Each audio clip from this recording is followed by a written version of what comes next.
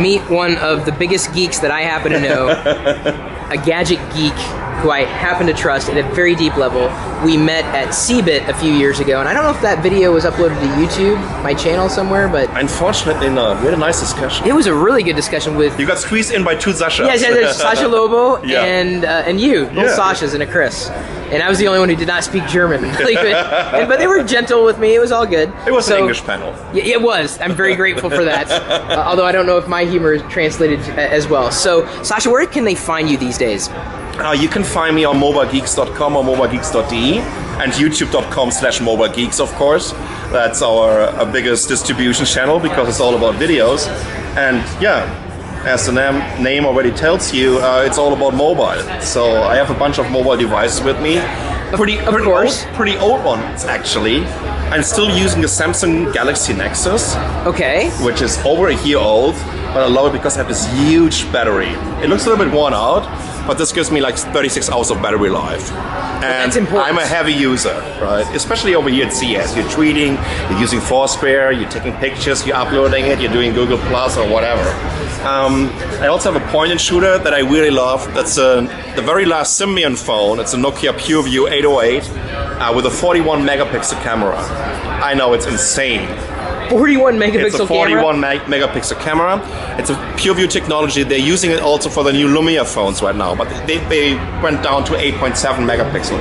So this is the best point and shooter that you can ever get right now. If you're looking for a point and shooter, and if you're looking for one that maybe has about a week of battery life, maybe for $300 you should get this on eBay right now. But it's Symbian. It's the very last of the Symbian phones. Wow. But the camera is just absolutely amazing.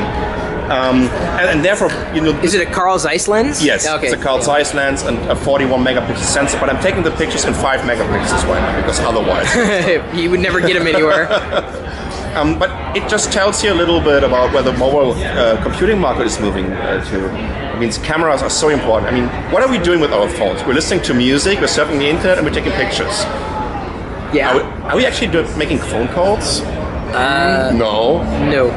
My co-founder Nicole, whenever I tried to reach her over the phone, it never worked. But when I was sending her a message on WhatsApp, right, there she is. So I think camera technology is very, very important. And after complaining about Nokia for so many years, right, I have to give this edge to them. This is by far the best camera technology that is out there. Another very important thing is display technology. And therefore I'm using here, that's the international version of the HTC Droid DNA. That's the Butterfly, which came out in Taiwan about 3 weeks ago. And it comes with a gorgeous 5-inch 1080p display. So really HTC was the first company to release a 1080p display on a mobile phone, and it is just gorgeous. It is. It's a pixel density of 440 ppi, which is absolutely amazing. That means you need to have, I don't know, your 4K. It's better than a 4K 55-inch screen, right, in terms of the pixel density. So each and every smartphone flagship that's coming to the market this year, besides of course the Apple iPhone, will have a 5-inch 1080p display. So it's so interesting. I mean, in the back we actually have a 4K display. So 4K comes to the living room. By the way, it's a fantastic demo here at the AMD booth. And while 1080p shifts down to the mobile form factor. And you know what? Sooner or later 8K comes to the living room and 4K will be on the mobile device, which in my opinion is absolutely amazing. Another interesting trend, everybody seems to forget about audio in these days. And I'm not sure when Chris is uploading this one, but if you can still make it to CES, this AMD Roundhouse is absolutely amazing. It tells you a little bit about how important audio is in these days. But we're not taking care of audio in our mobile devices. And when you're watching like a thriller from the 70s and you see a bunch of people walking around with these huge ghetto blasters, right? This whole scene is gone. But I'm very, very confident that they will bring it back to the mobile devices. Like 2 years ago, I saw in R&D labs of Qualcomm a development platform with like 12 speakers in there. And they put it in the middle of a table in a room and switched on a sound sample of a storm with rain. And I was looking for some hidden speakers in this room, and I just couldn't get it that this was coming out of the smartphone. And more manufacturers are now implementing this into their devices. For example, the other big graphic card manufacturer next to AMD, just the one that starts with an N and ends with a video. Good one, yeah, it's good. They were announcing a gaming console in here, and they really took some time to develop a sound system in there. That you don't have a lot of volume in a mobile device, so you really need to put some technology in there to make it sound good. Right? So this is a huge trend. I'm just looking forward to it because it's so much more fun to watch a video, a 1080p video on your mobile device, and you have a great surround audio system with it. It's so hard to kind of recreate this with a headset, even though there's one company here showing a 7.1 surround sound headset, and actually it works. I mean, we've had this around for some years, right? But it was kind of fake somehow, if you compare this to a wheeled setup. But that one was amazing. But it's gonna come over to the mobile devices. Let me see what else do I have here. In your bag of tricks.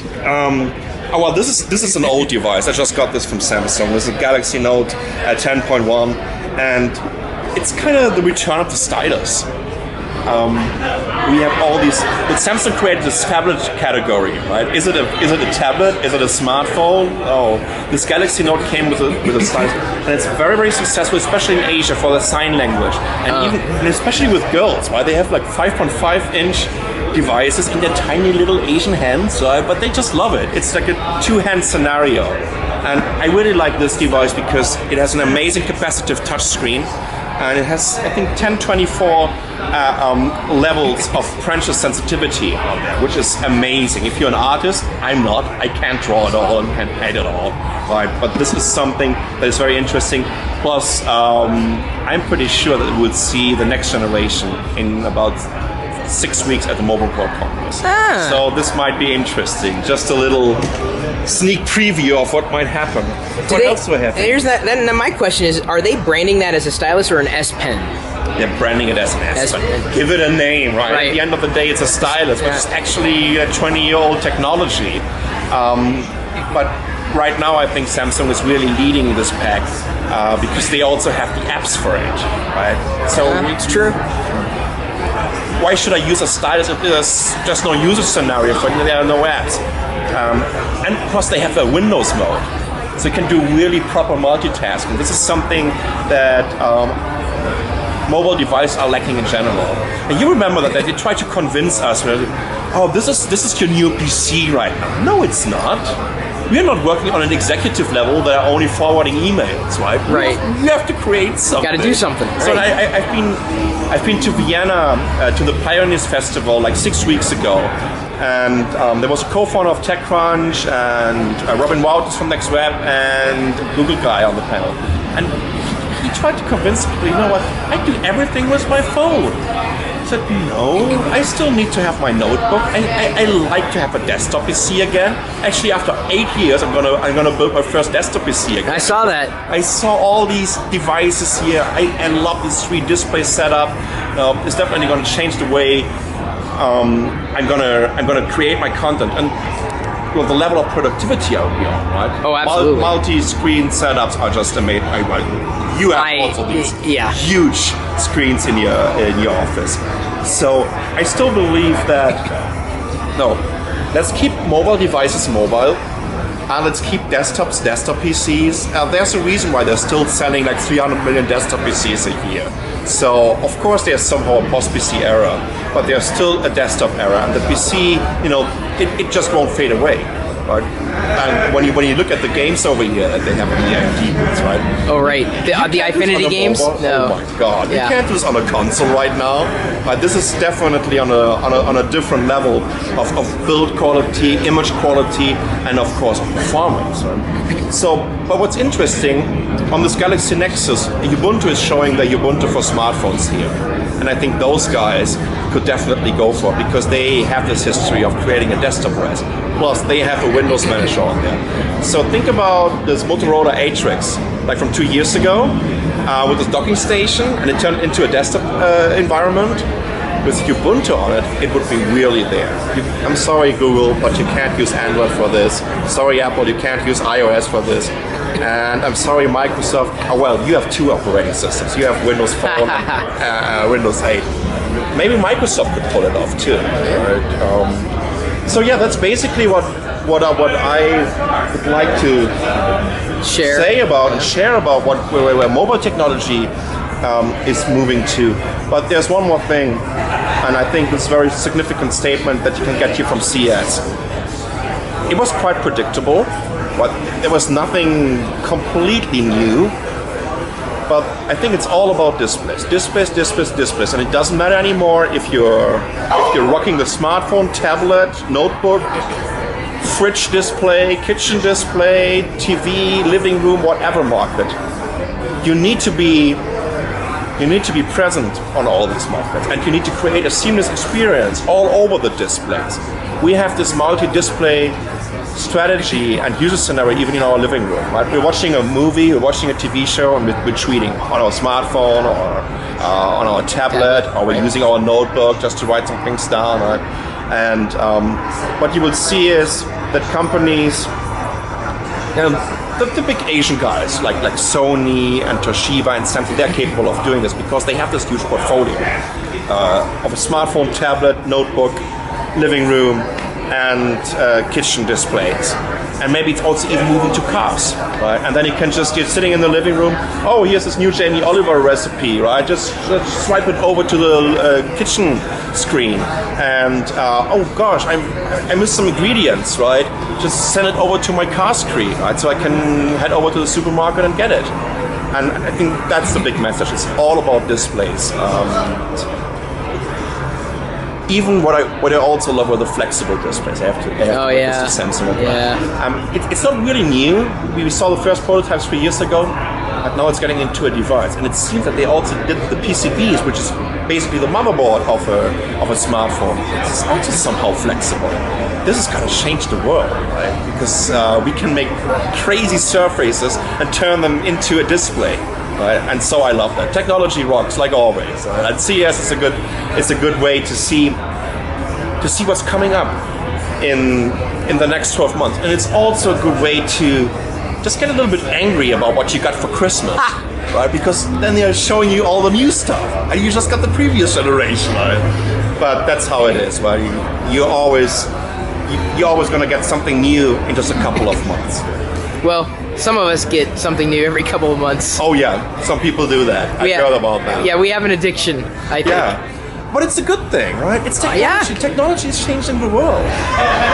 And here's another thing. I would love to be a kid in the 21st century, to grow up with this technology and to have a chance to play around, for example, with something like the Raspberry Pi that cost $29 and build things. But I was building things out of Lego, and now you have a motherboard that has as much performance as a desktop PC 12 years ago, and it only costs you $29.